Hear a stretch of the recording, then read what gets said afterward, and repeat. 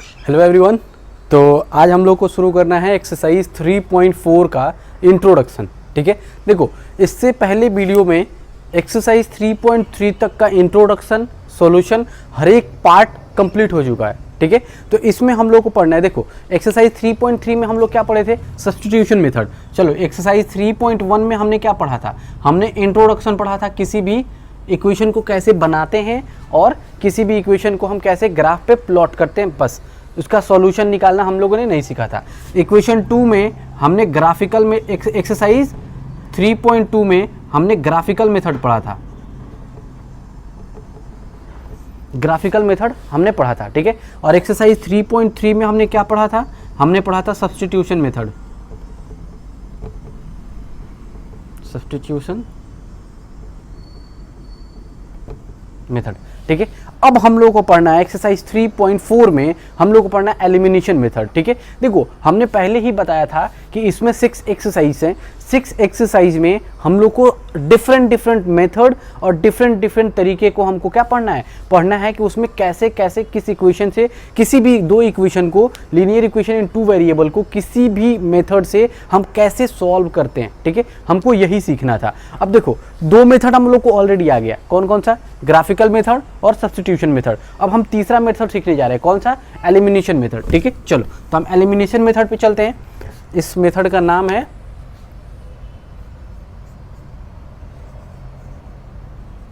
Elimination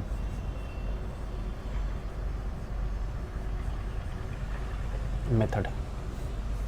ठीक है, elimination method. अब देखो एलिमिनेशन मेथड में ना डायरेक्ट अब हम क्या करेंगे, किसी भी इक्वेशन को अगर हम देखें तो हमारे पास क्या होता है, जनरल फॉर्म अगर देखें तो a1x प्लस b1y प्लस का c1 इज इक्वल टू 0। ठीक है, और दूसरा होता है हमारे पास a2x plus b2y plus c2 is equal to 0। हमारा जनरल फॉर्म ये होता है। ठीक है, अब एक बात बताओ, इसमें से एलिमिनेट करने का क्या मतलब है, एलिमिनेशन का मतलब होता है एलिमिनेट करना। ठीक है, मतलब किसी भी वेरिएबल के, एक वेरिएबल को किसी ना किसी तरह से हम करके क्या कर दें, एलिमिनेट कर दें, जिससे क्या हो जाए, एक वेरिएबल की वैल्यू यहाँ पे कांस्टेंट को अगर हम उसको ऐड करके इधर भेज देंगे तो वेरिएबल वाला में जो आएगा उसको हम इसके डिवाइड में भेज देंगे, तो हमारे पास एक वेरिएबल की वैल्यू यहाँ से निकल जाएगी और दूसरा वेरिएबल की वैल्यू यहाँ से निकल जाएगा। जैसे कि मान लो अगर हम इक्वेशन से सॉल्व करें तो इक्वेशन मान लो हमने ले लिया 3x प्लस का 2y इज इक्वल टू 6। चलो इसको ना ऐसे पहले इसको जनरल फॉर्म के फॉर्म में लिखो,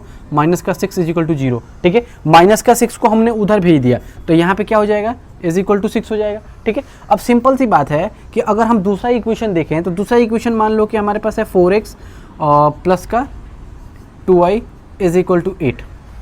2y को हमने यहाँ पे सेम वैल्यू को तो ईजिली हो जाएगा, 3y ले लो। ठीक है, 2 इक्वेशन है, इक्वेशन नंबर हमारे पास है 1 और इक्वेशन नंबर है 2। ठीक है, अब दोनों इक्वेशन को हमको कह रहा है कि एलिमिनेशन मेथड से, सब्स्टिट्यूशन तो हम लोग ऑलरेडी कर चुके हैं, हमको पता है कैसे करना है। एलिमिनेशन मेथड से हमको क्या करना है, हमको इसमें वेरिएबल की वैल्यू निकालना है, एक्स की भी वैल्यू निकालना है और y की भी वैल्यू निकालना है। तो कैसे निकालेंगे, तो सबसे पहले हम क्या करते हैं, हमको ध्यान देना होता है कि क्या इसमें कोई भी वेरिएबल का जो कोफिशिएंट है वो इक्वल है। अगर मान लो कि हमारे पास x जो है वो किसमें हो, यहाँ पे x हो और प्लस का 2y इज इक्वल टू 6 हो और यहाँ पे भी x हो और यहाँ पे प्लस का 3y हो इज इक्वल टू 6 हो, तो इस केस में हम क्या करेंगे, हम दोनों इक्वेशन को या तो सब्स्टिट्यूट करेंगे, सब्स्टिट्यूट बोल रहे हैं, या तो हम क्या करेंगे, सब्ट्रैक्ट करेंगे या तो ऐड करेंगे। इक्वेशन नंबर 1 और इक्वेशन नंबर 2 को या तो सब्ट्रैक्ट करो या तो ऐड करो। सब्ट्रैक्ट या ऐड करने से हमको क्या करना है, किसी भी एक वेरिएबल को क्या करना है, यहाँ से एलिमिनेट कर देना है। तो देखो जरा यहाँ पे अगर हम सब्ट्रैक्ट कर दें तो सब्ट्रैक्ट करते हैं तो माइनस क्या होता है, साइन चेंज हो जाता है, तो यहाँ माइनस, यहाँ माइनस, यहाँ माइनस। ठीक है, अब देखो माइनस प्लस कट गया। ठीक है, हमारे पास हो गया कितना, तो यहाँ पे माइनस का y इज इक्वल टू 0, तो मतलब हमारे पास देखो यहाँ पे 8 कर दो, तो यहाँ पे क्योंकि वैल्यू आएगा माइनस का 2, माइनस से माइनस कटे y इज इक्वल टू 2 आ गया, सिंपल सा। अब इस y की वैल्यू किसी भी इक्वेशन में पुट कर दो, हमारा x की वैल्यू इजीली निकल जाएगा। हमको यही करना है। अब मान लो कि हमारे पास यहाँ x और x दिया था, कोफिशिएंट क्या था, इक्वल दिया था, तो हमने डायरेक्ट क्या कर दिया, सब्स्टिट्यूट कर दिया। ठीक है, और इसी केस में मान लो कि अगर हमारे पास एक क्या हो, कोफिशिएंट इक्वल ना दिया हो, तब क्या करेंगे, जैसे कि ये इक्वेशन, यही रीजन था कि हमने अलग अलग कोफिशिएंट को लेकर आया, ठीक है। अब देखो यहाँ पे कोफिशिएंट क्या है, इक्वल नहीं है, तो हमको सिंपल सा अपना दिमाग लगाना है और वो करना क्या है कि किसी के भी कोफिशिएंट को क्या करना है, या तो x का कोफिशिएंट ले लो या तो y का कोफिशिएंट ले लो, और y का कोफिशिएंट या x का कोफिशिएंट दोनों जगह क्या करो, दोनों इक्वेशन में इक्वल कर दो। तो जब दोनों इक्वेशन में इक्वल हम कर कैसे सकते हैं, या तो हम मल्टीप्लाई करेंगे या तो हम डिवाइड करेंगे। तो हम मल्टीप्लाई और डिवाइड करके किसी भी तरह से हम पहले इसके कोफिशिएंट को इक्वल करते हैं। तो चलो किसके कोफिशिएंट को इक्वल करें, किसको करें, चलो y को करते हैं। y के कोफिशिएंट को हमको इक्वल करना है, तो हम y के कोफिशिएंट में देखो, इसमें देखो इसका कोफिशिएंट है 2, हमको इक्वल करना है इसके इक्वल। तो करें, हम कर सकते हैं क्या, नहीं कर सकते हैं। इसमें 3 हम करेंगे तो कितना मल्टीप्लाई करना पड़ेगा, 1.5 मल्टीप्लाई करना पड़ेगा। 1.5 हम क्यों मल्टीप्लाई करें, उससे अच्छा एक काम करो, हम क्या कर रहे हैं, इक्वेशन किस में 1 में 3 से मल्टीप्लाई कर देंगे और इक्वेशन 2 में 2 से मल्टीप्लाई कर देंगे। तो देखो इसको मल्टीप्लाई करो यहाँ से, तो 3 3 जा 9x प्लस का 6y इज इक्वल टू 3 6 जा 18, ठीक है। इक्वेशन नंबर 3 हो गया ये। उसके बाद इसमें देखो तो 4 2 जा 8x प्लस का 6y इज इक्वल टू 8 3 जा 8 2 जा 16, ये हो गया इक्वेशन नंबर 4। अब देखो, अब हम जो कंसीडर करेंगे ना, अब ये वाला इक्वेशन अब हम कंसीडर नहीं करेंगे, अब हमारे पास इक्वेशन ये आ गया, अब ये कंसीडर करेंगे। तो ये कंसीडर करेंगे तो हम क्या करेंगे यहाँ पे कि देखो दोनों में से, अब देखो दोनों का साइन प्लस में है, अब दोनों ही प्लस में है तो मतलब हमको सब्ट्रैक्ट करना पड़ेगा। तो सब्ट्रैक्ट करेंगे तो हमारा साइन चेंज हो जाएगा। तो हम क्या करेंगे, अब यहाँ लिखना पड़ेगा सब्ट्रैक्ट द वैल्यू ऑफ, यानी देखो सब्ट्रैक्ट इक्वेशन 2 फ्रॉम इक्वेशन 1, ठीक है।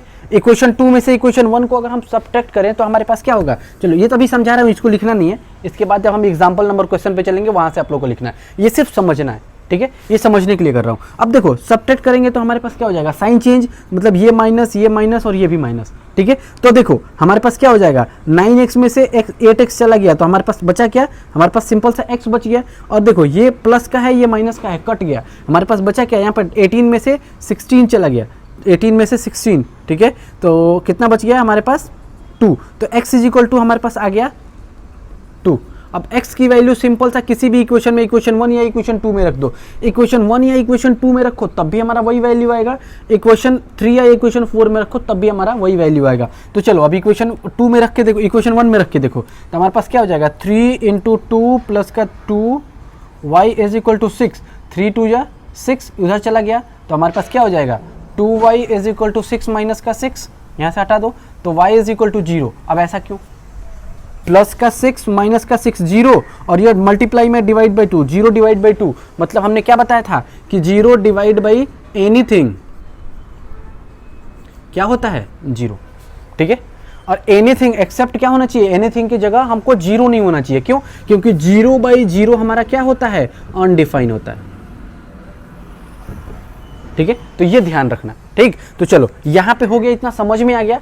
अब हम चलते हैं डायरेक्ट एग्जाम्पल क्वेश्चन पे। तो एग्जाम्पल क्वेश्चन हम करेंगे तो हमको ज़्यादा इजी समझ में आएगा, कि हम ज़्यादा अच्छे से समझ पाएंगे कि हमको करना क्या है। क्यों, क्योंकि एग्जाम्पल क्वेश्चन में हमारा क्या दिया है, सब्जेक्टिव टाइप क्वेश्चन दिया है, मतलब हमारे पास क्या है, थियोरेटिकल पार्ट है, न्यूमेरिकल पार्ट हमारे पास क्या है, थोड़ा कम है। हमको क्या है, थियोरेटिकली हमको कंडीशंस दे रखा है, और उस कंडीशंस को हमको क्या करना है, इक्वेशन में बनाना है, और उसी इक्वेशन को सॉल्व करके हमको क्या करना है, एक्स और वाई की मतलब वेरिएबल की वैल्यू लेकर आनी है, ठीक है। चलो आगे बढ़ते हैं।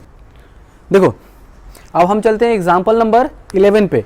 तो एग्जाम्पल नंबर 11 में तुमको देखना, अगर पढ़ोगे तो समझ में आएगा कि क्या कह रहा है कि 2 आदमी है, 2 दोस्त है, मान लो कि एक ये है एक ये है, दोनों का इनकम और एक्सपेंडिचर। अब इनकम का मतलब जो वो लोग कमा रहे हैं, जो उनका इनकम सोर्स है, वो अगर जितना इनकम वो कर रहे हैं वो, और प्लस ये जितना उड़ा रहे हैं मतलब खर्च कर रहे हैं, ठीक है। अब जितना कमा रहे हैं और जितना खर्च कर रहे हैं उसका रेशियो दे रखा है, और वो कह रहा है हमको कि उनकी जो सेविंग है वो सेविंग हमारे पास कितना कह रहा है कि उतना रेशियो में खर्च करने के बाद भी उनकी जो सेविंग हो रही है वो हो रही है 2000 रुपीज़ पर मंथ की, ठीक है। तो अगर उसकी मंथली इनकम क्या होगी, अगर एक का जितना दिया है रेशियो वो, और दूसरे का रेशियो से अगर हम उसको निकालें तो हमारे पास क्या होगा, जाहिर सी बात है कि हमको रेशियो कांस्टेंट लेना पड़ेगा। तो रेशियो कांस्टेंट लेके हमको क्या करना है, दो इक्वेशंस बनाने हैं, दोनों इक्वेशंस को सॉल्व करना है, और दोनों इक्वेशंस को सॉल्व करके हमको क्या कर देना है, सिंपल सा x और y की वैल्यू निकाल देनी है। ठीक है, तो देखो हमारे पास क्या रहा है, the ratio of two income of the ratio of income of two people. देखो दो लोग हैं, दोनों का रेशियो का इनकम दे रखा है हमारे पास, इनकम का रेशियो दे रखा है कितना, 9:7 है ना, 9:7। ठीक है, ये है इनकम का, ठीक है। और उसके बाद कह रहा है कि and the ratio of their expenditure, तो एक्सपेंडिचर का रेशियो है 4:3, 4:3 है ना, हाँ 4:3, और ये है एक्सपेंडिचर। ठीक है, अब देखो हमारे पास कह रहा है इनकम का रेशियो है इतना, एक्सपेंडिचर का रेशियो है इतना, तो हम कैसे करें कि इसका रेशियो हमारा क्या निकल जाए, इजीली निकल जाए, और निकल के हमारे पास क्या हो, एक इक्वेशन बन जाए। ठीक है, तो देखो रेशियो का, इनकम का हमारे पास रेशियो कांस्टेंट अलग लेना पड़ेगा, और हमारे पास क्या एक्सपेंडिचर का रेशियो कांस्टेंट क्या करना पड़ेगा, अलग लेना पड़ेगा। तो देखो हमारे पास जो एनसीईआरटी का बुक है उसमें का सॉल्यूशन है वो डायरेक्ट वहां लिख दिया है क्या, कि एक्सपेंडिचर जो इनकम होगा वो हो जाएगा 9x और ये 7x। ठीक है, और जो उनका एक्सपेंडिचर होगा वो हो जाएगा 4y और 3y। लेकिन हम उसको उस तरह से नहीं लिखेंगे डायरेक्ट, क्यों, क्योंकि 90% बच्चों को वो समझ में नहीं आएगा। ठीक है, तो हमको करना क्या है, हमको सिंपल सा करना है, हमको लेट करना है, क्या करना है, लेट करना है। तो हम क्या करेंगे, let the ratio, income ratio constant, या फिर लिखो रेशियो कांस्टेंट फॉर इनकम। ठीक है, अब इनकम का जो रेशियो कांस्टेंट है वो क्या हो जाएगा, bx। ठीक है, अब सेम ऐसे ही जब इनकम का रेशियो कांस्टेंट हमने x ले लिया और एक्सपेंडिचर का भी रेशियो कांस्टेंट हम दूसरा ले लेंगे, तो हम क्या करेंगे, let the ratio constant for expenditure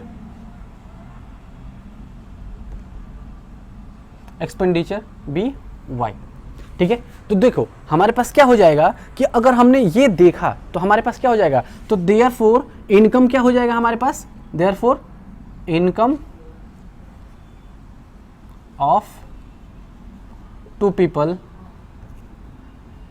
will be, कितना हो जाएगा हमारे पास, 9x एंड 7x। तो एक हो जाएगा 9x एंड 7x। ठीक है, सेम वैसे ही अगर हम इनकम की बात कर रहे हैं दोनों पीपल की, तो इतना हो गया, तो एक्सपेंड भी तो कर रहे हैं वो लोग, मतलब खर्च भी तो कर रहे हैं, तो देयरफॉर हमारे पास क्या हो जाएगा, एक्सपेंडिचर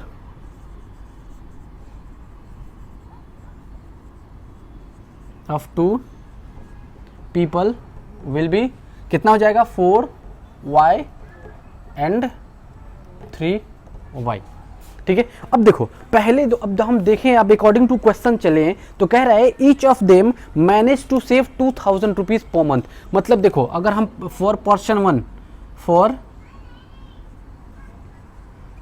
वन की अगर हम बात करें, तो पर्सन वन की अगर हम बात करें तो देखो उसका इनकम कितना है, 9x। ठीक है, तो 9x उसका इनकम है, अब वो खर्च कर दे रहा है कितना, 4y। तो खर्च कर रहा है मतलब वो उसके इनकम में से उतना निकल रहा है, तो हम प्लस तो करेंगे नहीं, यहाँ माइनस करना पड़ेगा, क्योंकि इतने में से ये माइनस हो गया, मतलब 4y माइनस हो गया, तब भी वो सेव कितना कर रहा है, वो हर मंथ 2000 रुपीज सेव कर ले रहा है। सेम वैसे ही अगर पर्सन 2 की बात करें, तो पर्सन 2 हमारे पास कितना हो जाएगा,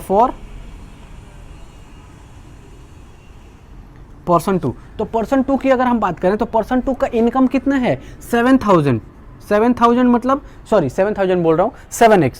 ठीक है, और हमारे पास उसका एक्सपेंडिचर कितना है, 3y, तो माइनस का 3y इज इक्वल टू ये भी 2000 रुपीज बचा ले रहा है। तो देखो equation number 1, equation number 2।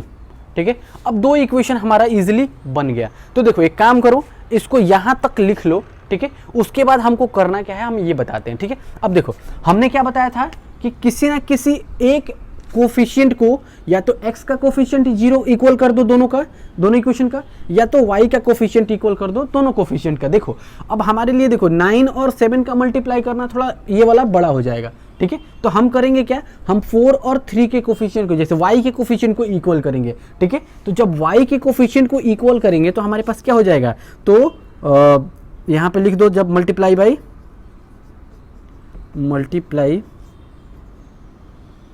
Bye 3 in equation 1 and by 4 by को in equation and by 4 in equation 2, ठीक है।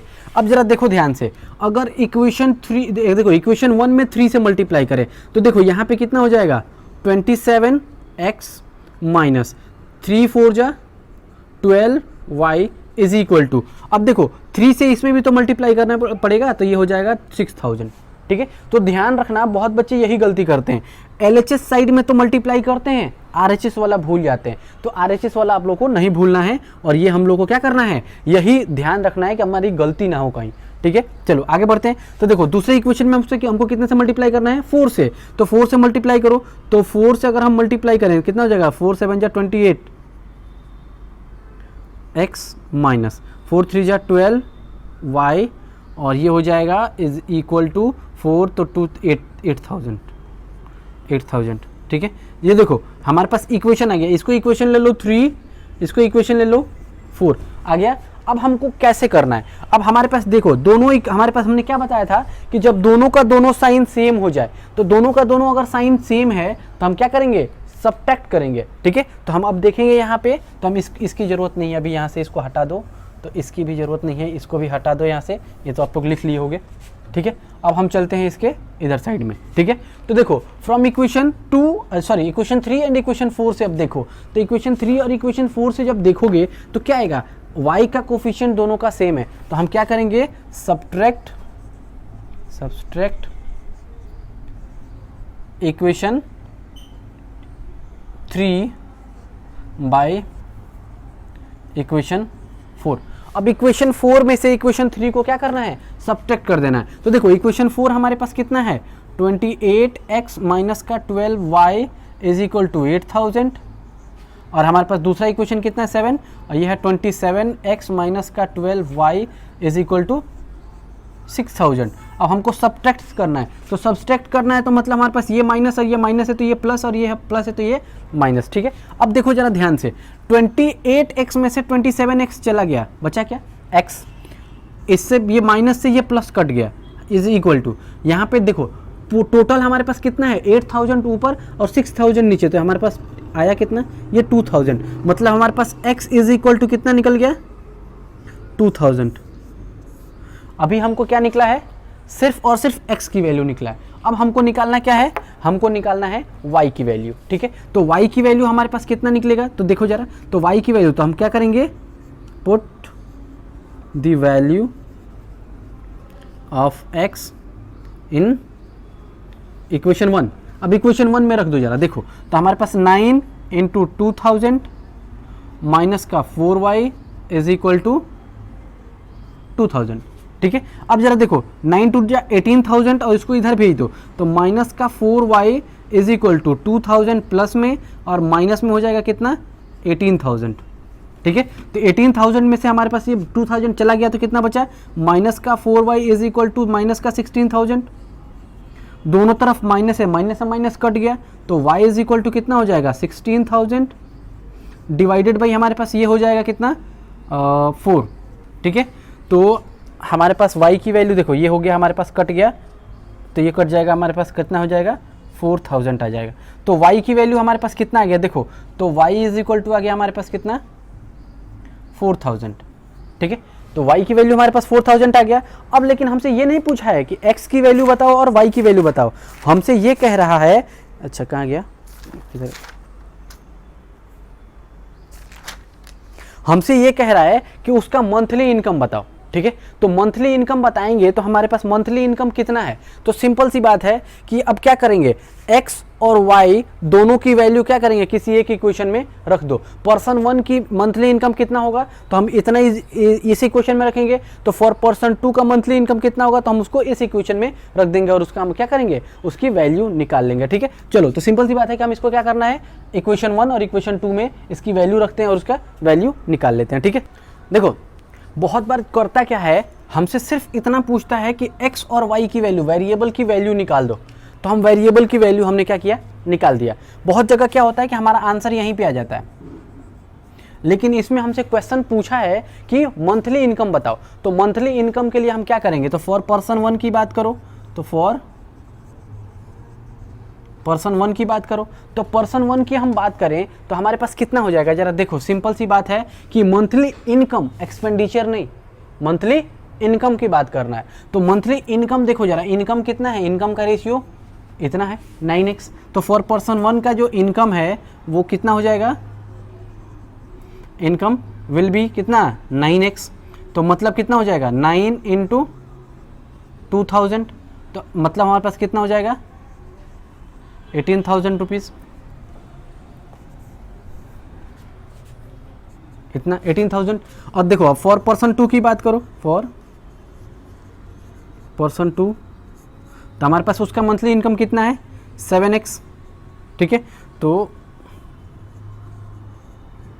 मंथली इनकम है 7x, तो 7 इंटू एक्स की वैल्यू 2000 मतलब 14,000 रुपीज़। ठीक है, तो हम क्या लिखेंगे, हैंस द मंथली इनकम